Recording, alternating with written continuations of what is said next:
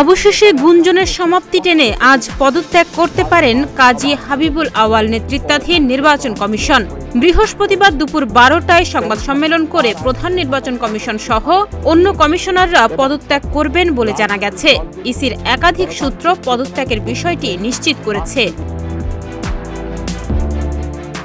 EC সূত্র জানায়, কোনো কিছুর ব্যত্যয় না ঘটলে আজই কমিশনের পদত্যাগের ঘোষণা আসবে।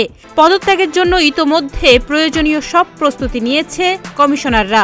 গতকাল বুধবার সিইসি সহ 4 কমিশনার নির্বাচন কমিশনে অফিস করেছেন।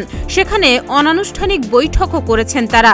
ওই বৈঠক থেকেই পদত্যাগের চূড়ান্ত সিদ্ধান্ত নেন কমিশন।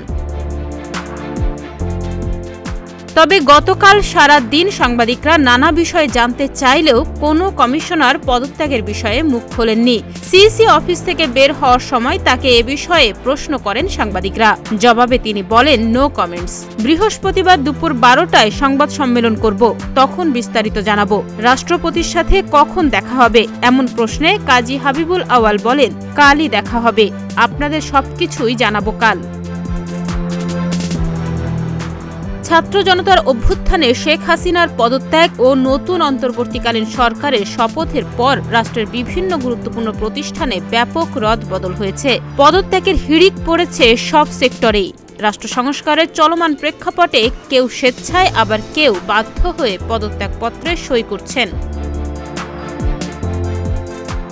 সূত্র জানায়, অন্তর্বর্তীকালীন সরকার দায়িত্ব নেওয়ার পর নিজেদের অবস্থান ও করণীয় জানতে সরকারের শীর্ষ পর্যায়ের সঙ্গে দেখা করার বারবার চেষ্টা করেও ব্যর্থ হয়েছে আওয়াল কমিশন।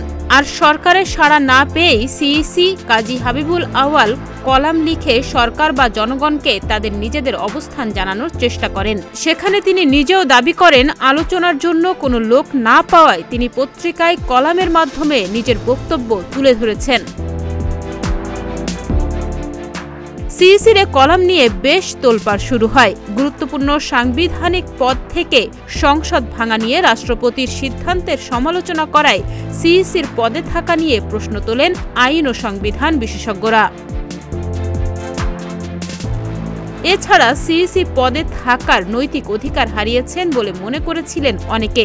তবে আওয়াল কমিশন যে সরে দাঁড়াতে যাচ্ছে, এই কলাম তার পূর্ব প্রস্তুতি বলেও মন্তব্য করেন কেউ কেউ।